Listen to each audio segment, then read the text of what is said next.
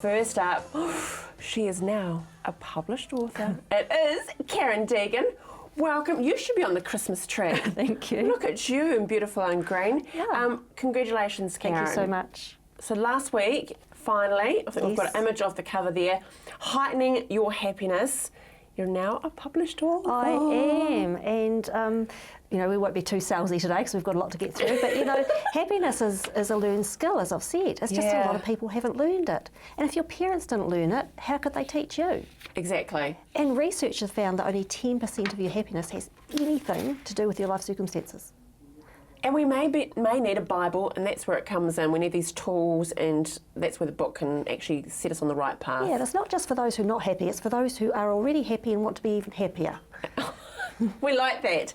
Rightio. Today is quite cool because you're bringing some wolves into the picture. Well, we're going to talk about the fight that goes on inside of us. It's like when you think, well, part of me thinks this and part of me thinks that, and you sort of have a bit of a fight with yourself, like, oh, I want to go to the gym, but I don't. I want to sit home and laze around. Yeah. And that's a bit of a silly one, but there can be a bigger fight going on. Like I often work with people who, like, part of them will love their partner or their parent and part of them will hate them, and that can be quite normal to have two lots of feelings at the same time. And part of me wants this person to be happy and part of me wants them to have a nasty accident.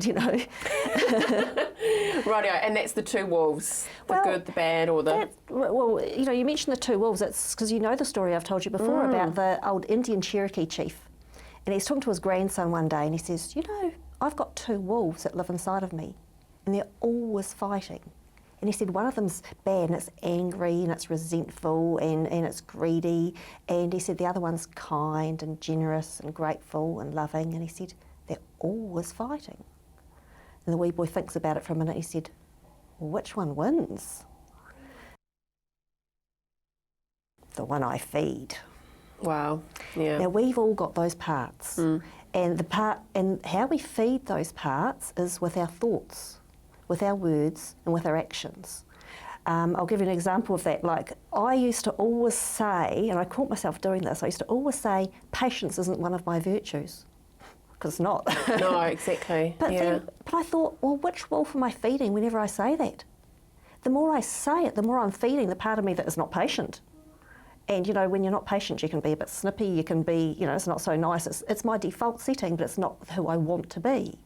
So if I want to feed the part of the good wolf, I might think, patience didn't used to be my virtue, but I'm getting more and more patient all the time.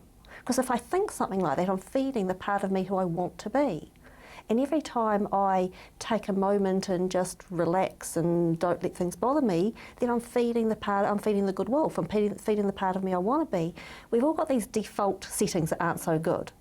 But a lot of people are working on themselves and a lot of people aren't. But if you're the sort of person who wants to work on yourself and be a better version of you, then it's all about feeding the good wolf. Yeah, I like that. A better version of yourself, isn't it, really? Yes.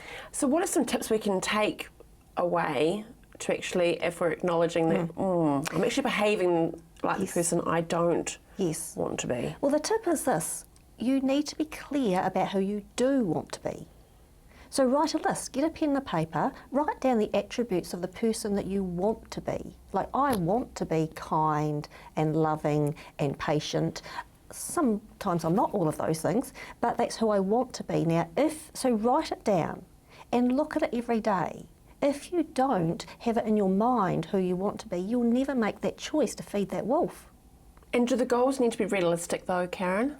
Well, I think mostly we're goals about who we want to be. And if you're really a very, very angry person, for example, and you want to be patient and kind and loving, I don't think that's unrealistic. No, it's definitely achievable, isn't it? Next time, what are we going to talk about? I thought we'd talk about the masks that people wear. We present to the world who we think they want to see and who they think they'll like rather than who we really are. That sounds familiar. How are you? I'm fine. Yes. Love those words. Don't men love those words? No one ever How says, are you? I'm terrible. Fine. Yeah, exactly, exactly. Hey, some great tips there, and I hope your wolves behave themselves today. I hope so too. I hope mine do as well. Thank you, lovely. That's right, Karen Degen and her wonderful book there, Heightening Your Happiness. Now stay with us after the break. We are in the kitchen with Nicola, some wonderful treats for Christmas, and Brent is here to give us a roundup of all his hermit tips. To